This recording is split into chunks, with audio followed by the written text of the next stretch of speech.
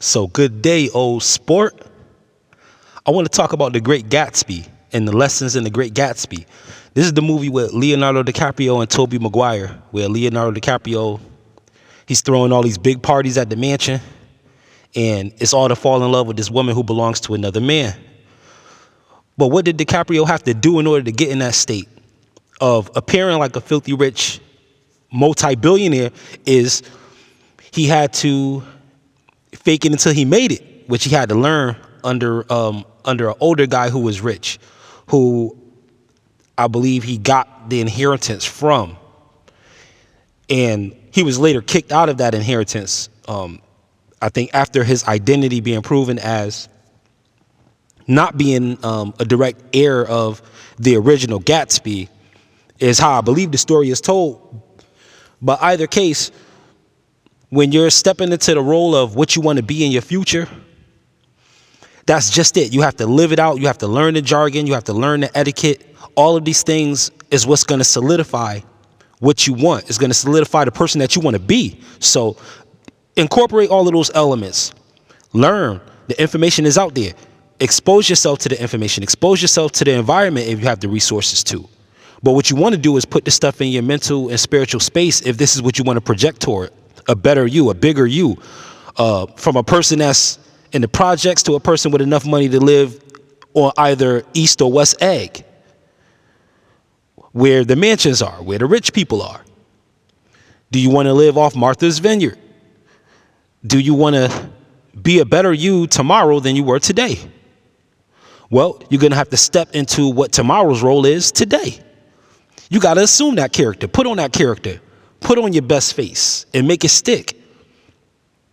The other part to that lesson, conversely, is after you do that, make sure that you're doing all of the big hoopla for the right reasons, because he was throwing all these parties and everybody loved the parties and his parties were legendary. Everybody from the city was coming. Everybody from the suburbs was coming. Everybody from the rich community was coming.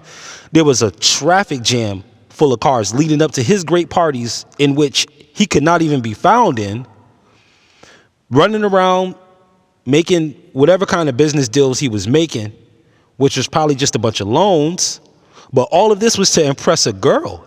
He was trying to get the girl of the rugby player who retired from rugby and was rich. So none of it is worth it if you're doing it for something that really doesn't belong to you, that belongs to someone else. This is why when you're trying to achieve and be your best self, you want to make sure your goals and your dreams are very specific to you. Of course, what your five senses take in is going to provide the backdrop and the context to the things you want. You're going to have examples and samples and end samples of what you want. But if it belongs to somebody else and it's in the possession of somebody else, you don't want what they have. Because even if you acquire it, see what happened to Leonardo DiCaprio's character is he ended up getting killed in the end by the jealous husband. So it'll cost you your life if you're doing all of what you're doing for the wrong reasons. And it's not my place to tell you what's right or wrong for you, but it is your place to determine what's right or wrong for you. Take the temperature, the energetic signature of what the results of your choices are. You're going to know by how you feel and what the outcome is. This is going to tell you where you are. This is going to tell you where you are on your path, how close you are to achieving the things that you're aiming for, But it's got to be yours. It has to be yours, or else all of the hoopla will be for nothing.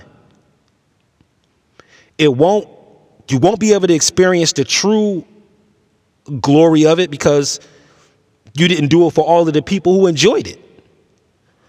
That was half the battle right there. Had you made it about the people who were coming to enjoy it, those parties would have continued to go on. But as soon as he started to have the affair with this woman, what adultery did was make the party stop. There were no more parties at the place. The place was closed. The place was dark, so to speak. Well, literally and figuratively, the place was dark. So they're having their sessions and whatever the case. And, they're having sex or whatever the case. And, all of this is building tension because This is a world that he doesn't really belong to. He was engrafted into this world, the world of the rich, the world of the prestigious, the world of the true aristocrats, the truly affluent. He came up in that world, but he didn't originate in that world. He doesn't have roots. He doesn't have a foundation in that world. So his character, at a time or two or three or four in that movie, was tested, where you could see that he lacked the social polishing to really belong to the group that he was engrafted into, that he engrafted himself into. So this is why you got to be authentic for the level that you're trying to go to. Ultimately, you want to step into the role before you get there, but you want it to be solid enough not to be pretentious when you get there. Because once that veil is torn away, and if you're shown to be a fraud and not really be about what you're trying to accomplish, then that's going to show itself. That's going to show itself. Something's going to happen, and particularly when you put yourself in these low emotions such as jealousy and envy and covetousness, this is going to put you in a position to be exposed, no matter how high up you go. So yeah, these are the lessons from the Great Gatsby. You know, rich people problems, quote unquote. But people from any economic will face issues where they have something that belongs to somebody else. They see it and it looks nice. And then right from there, you got judgment. Do you go left or right? Do you choose to be grateful that that person has that? Or do you become resentful because the person has that and you do not?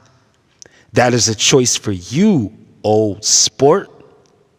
So again, thank you for your time. Thank you for your attention. It's Super T Sigma, again with Sigma Programming. Peace.